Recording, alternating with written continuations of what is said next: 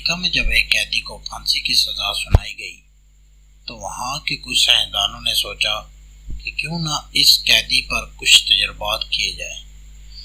قیدی کو بتایا گیا کہ ہم تمہیں پھانسی دے کر نہیں ماریں گے بلکہ زہریلا کوبرا سانپ ڈسا کر ماریں گے۔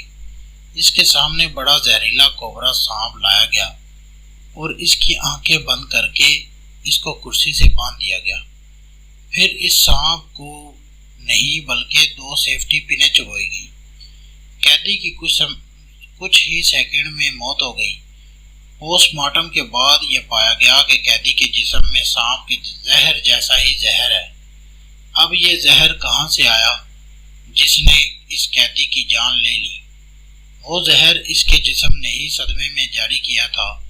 اس کے بعد سائنسدان اس نتیجے پر پہنچے کہ ہمارے ہر عمل سے مثبت یا منفی توانائی بنتی ہے اور وہ ہمارے جسم میں اسی کے مطابق ہارمونز تیار کرتی ہے۔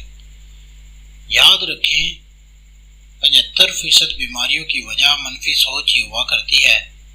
آج انسان خود ہی اپنی منفی سوچ سے خود کو ختم کر رہا ہے۔ اپنی سوچ ہمیشہ مثبت رکھیں اور سدا خوش رہیں۔ 25 سال کی عمر تک ہمیں یہ پرواہ نہیں ہوتی کہ لوگ کیا سوچیں گے۔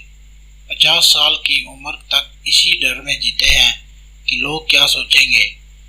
50 سال کے بعد پتہ چلتا ہے کہ کوئی ہمارے بارے میں سوچ ہی نہیں رہا ہوتا۔ زندگی خوبصورت ہے، اس لیے ہمیشہ خوش رہیں۔